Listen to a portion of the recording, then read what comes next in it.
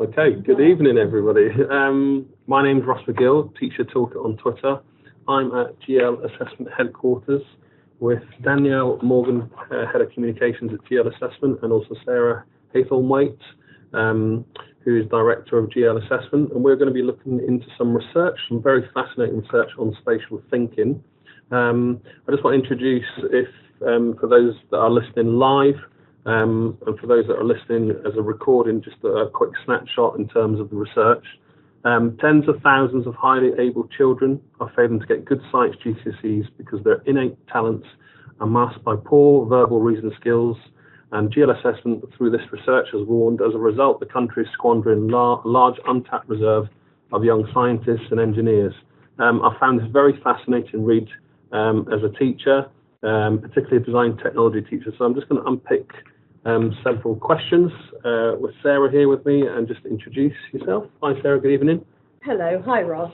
Can I just start off with asking you what are the report's main findings? Yes, certainly. Well, we analysed data from more than 20,000 pupils and found that well over 4/5 of children who had both high spatial and high verbal abilities achieved A star to B across all STEM subjects and English at GCSE last year. By comparison, however, children with high spatial intelligence and poor verbal skills, which is approximately 4% of the school population, that's around 30,000 children in the UK in each school year, or 1 in every classroom, underperformed significantly. And that equates to 400,000 children across primary and secondary schools in England. So to give you some examples, at English GCSE last year, 81% of spatial learners with good verbal skills achieved an A star to B, but amongst children with exactly the same spatial ability levels, but the poor verbal skills, only 24% managed to achieve an A star to B. And that gap in exam performance is actually not just limited to English or the humanities that you might expect would be affected by lower verbal skills, but there's a significant divergence in maths and the science subjects, in which with the children with high spatial abilities tend to excel. So if we take an example of core science, there's a 50 percentage point gap between children who have good spatial and verbal abilities, achieving 74% of them achieved an A star to B, but actually only 24% of those with exactly the same spatial ability, high spatial ability, but poor verbal skills. So there's a real difference there. And there's no intrinsic reason why they shouldn't have performed better with their spatial ability if their problems with literacy and verbal reasoning had been identified sooner and addressed. We could have done better with their spatial ability. So I went to a teaching degree. I studied science technology at university, and I believe you did too. So are you surprised at the findings? Well, I have to say, yes, I was really hoping that things had moved a lot further forwards than they have. When I was studying engineering, I was one of only 7 women in a class of 120. It just doesn't feel like things have moved forwards enough. Only 9% of the engineering workforce in the UK is now female. That's the lowest proportion of any country in Europe. And women actually still only make up 14% of the workforce in science, technology, engineering and maths, and only 11.5% of management jobs. Just for people listening, can we, just in terms of the webinar, if you're listening live, you might want to just add some questions into the chat box. But if you're recording, listen to the recording, then obviously you can't. But in terms of people listening, Sarah, can I just ask, can we just define what a spatial thinker is for people that are unfamiliar with the term? Yes, absolutely. So a spatial thinker is someone who thinks most easily by using images and then might afterwards later convert these thoughts into words. So they think in pictures, diagrams, images. So somebody who has a great capacity for mentally generating and transforming and translating visual images. These spatial learners have real strengths in design and technology-related subjects. They can see also the big picture. They're able to make the jumps and the connections. They're usually highly creative, innovative, and reflective. They're very good at grasping concepts quickly. On the other hand, extreme spatial thinkers, the real highest scorers in this area often find it difficult to understand and retain verbal information, and they may become unresponsive to rote learning. They may have poor handwriting, be a poor reader, and so often they underachieve at school because they can't express themselves verbally. And now this is all sounding very familiar for myself, being a design technologist, and looking through the research, there's some fascinating information about teachers that don't have spatial ability bias. Do you have any examples that you could talk about? Examples of people with high spatial, yes. Well, I think some of the well-known thinkers, spatial thinkers, would be Albert Einstein. He was renowned for not talking at an early stage in his life. He was a late talker. He often thought in images, and actually research on his brain after his death showed that his part of his brain that was used for spatial and mathematical thinking was unusually large and actually very strangely configured, and that we believe that was helped him in thinking and imagining concepts about the universe. A current example would be Elon Musk. When he was younger, it was reported that he used to appear to drift off into a trance and feel quite unreachable by his parents and his teachers, and they actually thought he might be deaf. It turned out that he was actually visualizing his thinking and his thoughts. So maybe to a lesser extent, teachers might recognize somebody in their classroom who is rather like that. Yes. So what evidence is there that spatial thinkers are good at STEM subjects? There's been quite a lot of research done in the States, actually, and they've been studying spatial thinking for 50 plus years. So there have been a number of different universities in America who've done longitudinal studies identifying children who, from quite an early age, excel in spatial ability, but also in verbal skills as well. So the most famous one is called Project Talent. That started in the 1950s, and then it tracked children as they went through their careers, and the highest proportion of those children ended up in STEM careers. For example, working at NASA, there's a high proportion of high spatial thinkers who work at NASA who you might expect, actually. But there are some really well-known researchers in America. Jonathan Way is worth looking at. Nora Newcomb is another one.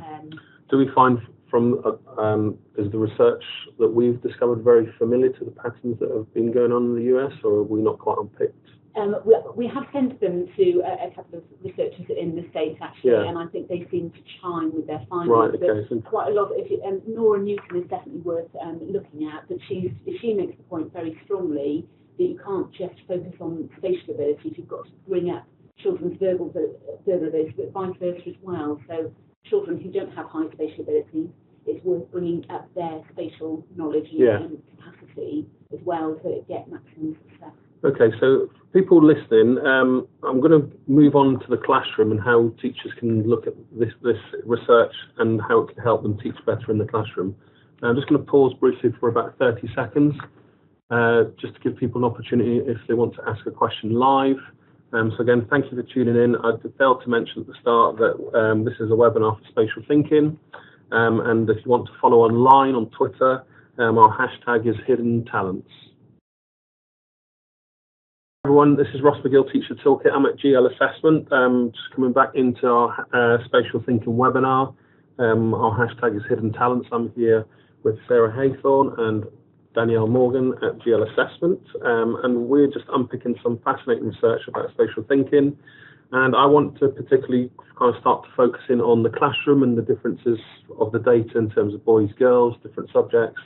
And then finishing off in the webinar in the later half, maybe how looking at some strategies that teachers can use in the classroom. So my next question, Sarah, is are boys more likely to be spatial thinkers than girls?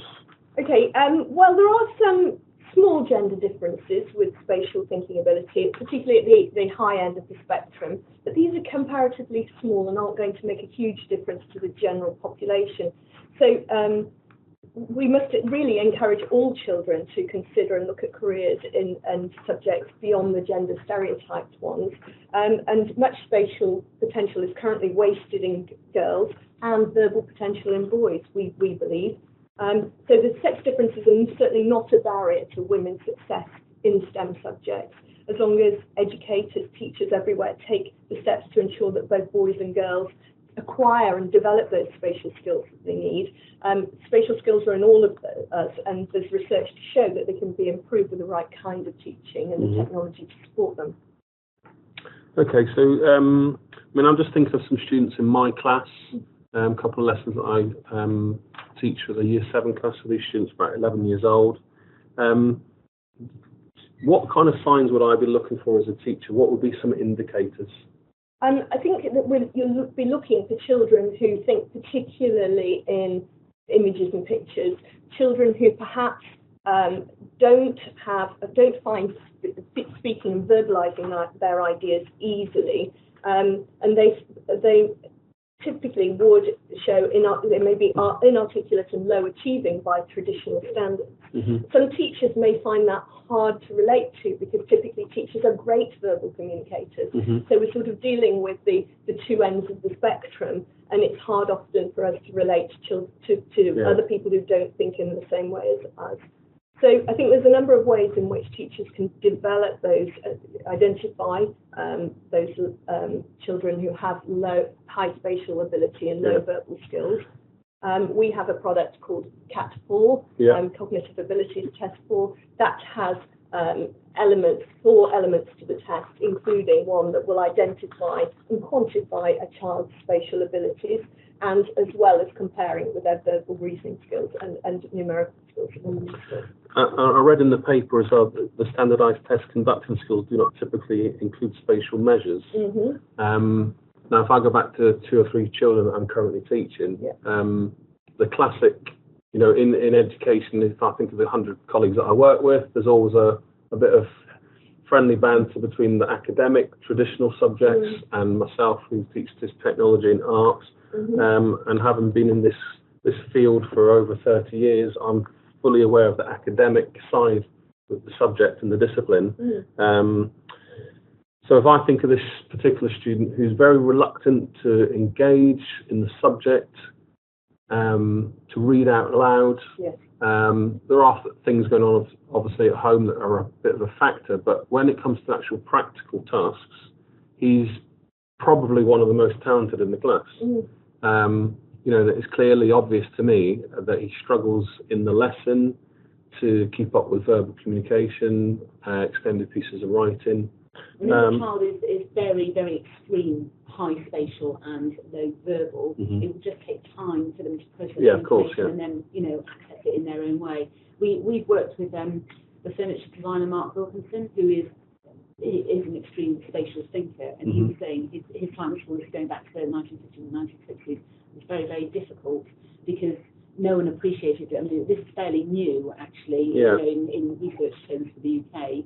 But he would do amazing visualizations, but look out the window the whole time. So he changed the scenery outside, moved the trees around. You know, he'd do different shapes. That's why he's such a great furniture designer, and his illustrations are amazing. But because of his low verbal skills, difficult to communicate. His woodwork teacher found it was great. Does your research unpick maybe a particular age that we can start to identify early signs? Well, we would say that the sooner the better these skills, these signs can be identified. And I think that certainly there's research, Nora Newcomb's research shows that even with very young children, use of spatial words allows these children to unlock their imagery in their head. So using spatial words like out, inside, middle, row and corner allows even very young children to put their images into words and help them do better in the classroom. Yeah, things like puzzles as well, as you could imagine, you know, doing a jigsaw puzzle, you talk about the different shapes, and the straight lines. Doing map work actually is another big thing that they advocate. Lots of research is going on at the moment about the early age, but I think that the main message is start early and just encourage it throughout the time of the school. Okay, we're just going to pause for any more questions. People listening live, if you want to put your questions through, I believe there's a little chat box entry on your screen. Pop them through. We'll be back in about 15 seconds. Welcome back to those that are listening. This is the Spatial Thinking webinar at GL Assessment. Our hashtag is Hidden Talents. Please do tweet questions if you're listening live. If you're listening retrospectively, then do get involved online. We'll happily feedback online, sending some research through Twitter. I just want to move into some questions for teachers, particularly in the classroom. So how could a teacher help a spatial learner in the classroom, Sarah? Yes, using slightly different to traditional techniques, starting with the concept and the big picture and going into the details from there. There's been quite a lot of empirical evidence as well that children modelling scenarios or experimental scenarios for children, these high spatial ability children, work very well. Use of models, diagrams and pictures rather than lots of narrative and them having to read through things or absorb a lot of lots of words. Allowing the children themselves to move and gesture, even when they're playing back their thinking, allowing them to stand by I can see how this would work in my classroom, yeah. And in our classroom, for example, or drama even. But how could we do this in maybe a maths or an English classroom where traditionally you might be sitting down for a vast majority of the lesson? Is there any strategies or suggestions in the research? Well, there are ways of giving a task or a problem to children and allowing them to find their own way, for them to find their own way to do it. Also, use of things like colour coding would allow them to do that. And talking through scenarios and real life examples, so that yes, there's discussion, but it's around real life examples, would help bring it to life for these children and allow them to access the information better. Okay, and moving on, there's a lovely quote in the conclusion of the research on page 5 for people following online. The curriculum and testing regimes are overwhelmingly biased towards oracy and literacy, with many spatially able children with poor verbal skills find challenging. It's quite a standout thing for me. So leading on to the next question, why do you think it is that schools have a tendency to miss spatial learners? First of all, with the fact that many cognitive ability tests don't include a spatial element. Yeah. I think that so looking for a test that particularly identifies that. The next thing is about referring back to the fact that many teachers don't have that spatial ability bias. They are actually more about verbal reasoning. And so they find it quite uncomfortable. Forbes magazine, for example, suggested that those drawn into education are most comfortable with that verbal thinking. And in our own experience here at GL, we found that when we ran the workshops for teachers about our CAT4 test when we launched it in 2012, which it includes a variety of spatial ability measures, teachers, the large majority of teachers who were looked at the workshops found the verbal element of the test very easy, but they found the spatial elements more difficult. And we really noticed the difference with the maths teachers and data managers who were there. They found the spatial questions much easier. So I think recognising that. Are there any exceptions or? Data managers, maths teachers, they were the two from the workshops that put their hands up straight away. Yeah. They could just see it and they could visualise it. So, I mean, I've been a design technologist. Very creative subjects. Some students who might struggle in other areas of the school find to excel and kind of show their strengths in other aspects of learning. I would be lying if I said that sometimes I don't get frustrated, and again you're saying the teacher bias here, that through the verbal vocabulary and your reasoning that you get frustrated with the students that can't put their thoughts into words. So I know you mentioned there's not many tests out there. Is there nothing at all where schools can pick up these signs earlier? Well, our test, CAT4, Cognitive Ability Test 4, has exactly that. It does have a spatial element alongside the other 3 elements: verbal reasoning, quantitative reasoning, and non-verbal reasoning. And that gives a picture of the child in the round, and you can certainly very quickly pick out children who have high spatial abilities, and certainly those ones who have got those lower verbal abilities, who in the classroom are far less likely to shine and show off their skills. There's also another element, just coming back to these high spatial learners with poor verbal skills. They also suffer because they're most likely to keep quiet rather than to vocalise any problems that they're having in the classroom or their dissatisfaction with the way they're being taught. So it's a double whammy really for these children. So from your CATS test, what kind of, me as a classroom teacher, what type of data would I be referring to or using that would help me fathom out which child might struggle in this aspect? So when you get your CATS report back, there's a graph, a simple graph that shows where each child is in relation to their spatial versus their verbal thinking. So basically, spatial ability is at one end, verbal is at the other extreme.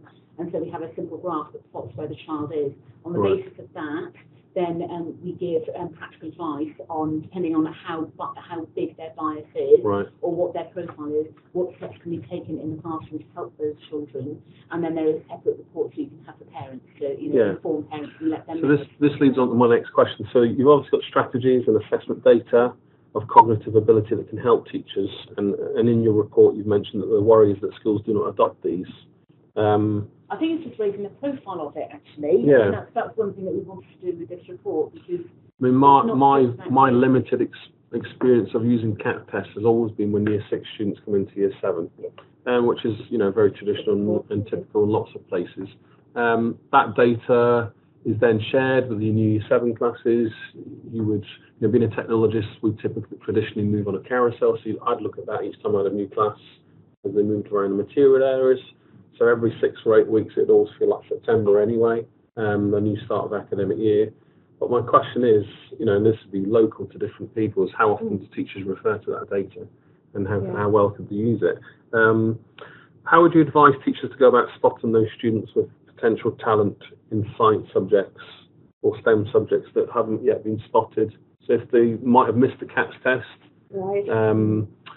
teachers don't have the data to hand, or bombarded with workload, we don't often want to keep looking at data. We just want to actually get on with the lesson and have a quick plan to hand, put off a shelf scheme of work. How would I spot these kids that might have been missed in a kind of data collection exercise? I think they'd be children who might come across as slightly left field. They might be very creative children, but not necessarily thriving through academically in the classroom through their written work. They're children who might actually, when they do articulate what they're thinking, they will reach for words to do with description of objects or shape, size, location, because they think in imagery. But they're not likely to be the children, they're more likely to be the quieter children who aren't coming forward to articulate their So, your research says there's potentially 30,000 children a year. So, and it equates to 1 in every class. Yeah, so 4% of the school population potentially being disadvantaged, really, by not being identified, and then the right tools and strategies not being employed. I think another... And potentially going through school, not succeeding as we know it, or define it through GCSE results, A-levels. Exactly, falling behind in a way that is really disadvantaging them, because they have these high spatial skills which we desperately need to produce the engineers, scientists and mathematicians of. Is there any research evidence in your data to suggest that spatial thinking might be linked to particular needs in the classroom, traditional? We haven't had. I've heard during various conversations with research projects and the PhD kind of studies on links between spatial ability and dyslexia, but we're not aware of any published research. Right, so there's nothing. We don't have that. Okay, so that's something we can maybe look forward to in the future. Yes. Okay, we're just going to pause for 30 seconds, please. Again, if you listen live, hashtag hidden talents. Leave us some questions. We'll answer your questions shortly. Yes, we'll be back in 30 seconds.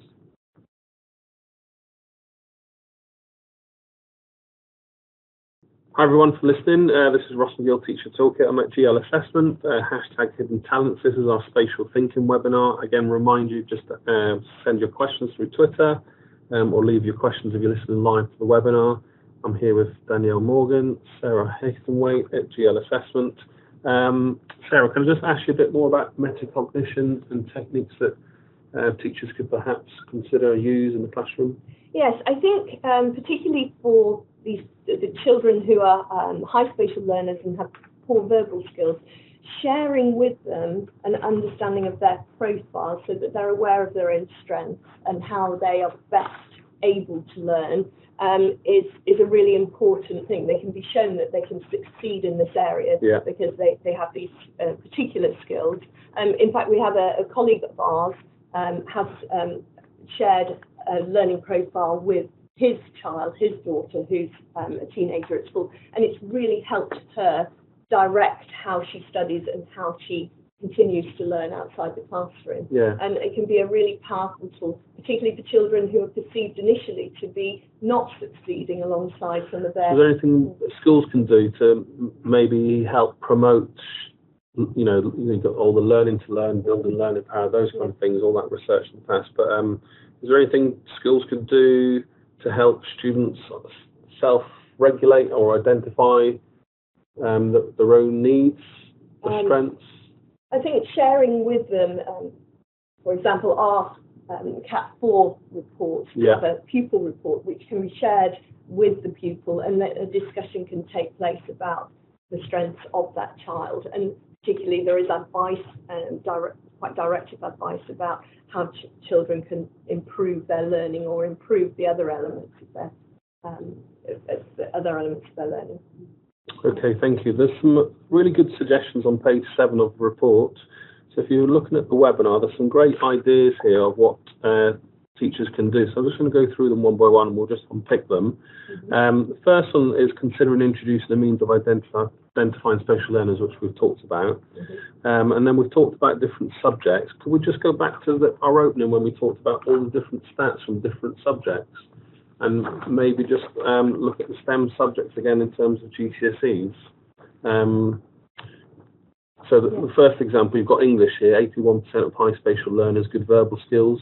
It's not a subject traditionally where it's well known for developing model. Well, there are different ways you can model in lessons, and obviously teachers by reading and then kids reading together as a class and then individually. That's a really effective modelling technique as a teacher. I guess the question that I'm asking is, in different subjects, how could teachers utilise some of these strategies here on this page for differentiating their learning with those students? I've got you on the spot here. I know you're not a teacher. Yes, I'm not sure pedagogy is my forte. So you mentioned modelling as a good strategy. What other techniques would you recommend for teachers to use? So yes, I think that we could, using models, diagrams and pictures, there's some great advice in the report from one of the Liverpool schools.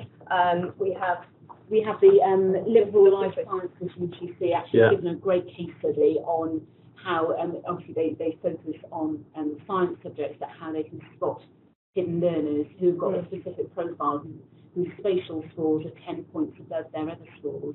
They can be very good at practical science, for example, and how to bring them out. And their advice is for their children who are much more highly spatial than verbal, is to get them really excited about what they're doing and focus on the excitement and the thing that really gets them going, and then move that into other subject areas as well.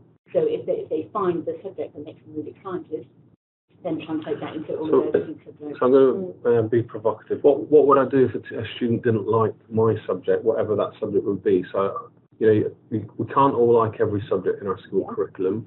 If we look at, if I go back to a student that I teach who doesn't like to communicate, doesn't like to read out loud, but when it comes to practical and getting out a hammer or making a pizza or making a cushion and textiles, suddenly excels. But then I go and look at him learning in an English classroom, frustrated that he's sitting there having to read and listen, speak out loud.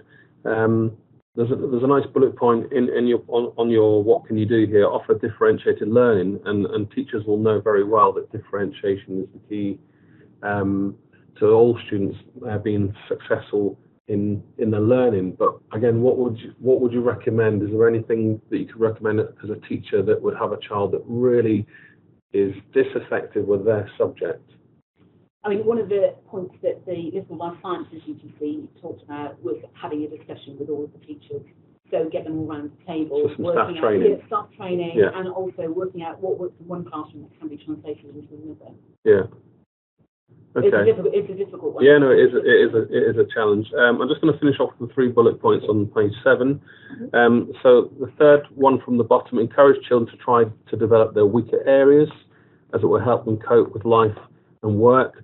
That's obviously a challenge to do in the classroom, but through PSHE and counselling and various small intervention groups, that's a really useful strategy that schools can use. And that's talking about increasing the verbal and the spatial, getting the balance up. Yeah. Really so given cuts to schools and schools struggling with intervention classes, small classes, additional adults, expertise from outside coming in, such as school counsellors. How could I, I've got a class of 30 students in front of me. I've got Ross in the corner who's reluctant to read, write, but as soon as practical, which always can't happen, as soon as practical happens, he's really enjoying it. Yeah. How am I going to be able to challenge that? This point here, encourage him to develop his weaker skills. Well, where Liverpool Life Sciences have found found success.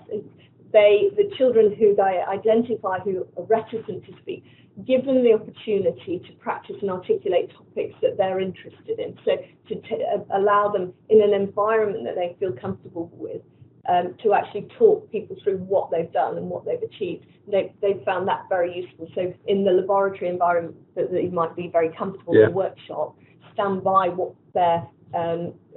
they've achieved and talk through it, and that will allow them to practice those verbal skills, but in an environment where they're more comfortable, rather than trying to write it down. So the last 2 bullet points, which link it nicely: ensure students know the implications of their strengths. And I guess what teachers can do or unlock is when the bottom bullet point is when a student's aware of their strengths, they excel in a subject and they're not doing so well, or they have problems in another subject. I guess that's down to your teacher's expertise, where they can encourage a student to see the benefits of developing other areas of their curriculum, where they can see that being successful in one area of the school where they might not enjoy overall leads to kind of potential in the whole school life. My issue still, which is really surprising from this research, is that there's a large thousands of students every year not being identified. It's very fascinating. It's also quite worrying to think of how many students might have passed through the system and have not been identified, and who are maybe deemed a failure. And, I don't want to get political, but we look at the way our curriculum models are in school, and although we have a national curriculum and academies and free schools can choose their own curriculum, we are still bound by how we are measured in schools and how students are tested. So it's a large issue to unpick. But I guess I hope we're trying to do a service for these students so that they can succeed. Yes, I mean, there are examples of students, people with a profile like this who in later life, who failed at school and have in later life succeeded. Now we want to try and address what's going on in our schools now, and more awareness of this potential for children to slip through the gap by having their sort of poor verbal skills masking these high spatial abilities. Hopefully we'll get addressed better. Okay. We've got 5 minutes to go. I'm just going to pause again for 30 seconds just to see if there's any live questions. Look at some information online through our hashtag Hidden Talents.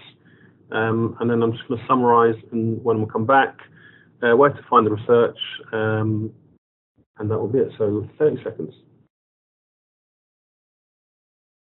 Okay, we've got no live questions, so I'm just going to finish off and ask Sarah and Danielle just to highlight anything we might have missed. But if you are interested in finding out a little bit more, we've obviously got the hashtag on Twitter, hashtag Hidden Talents.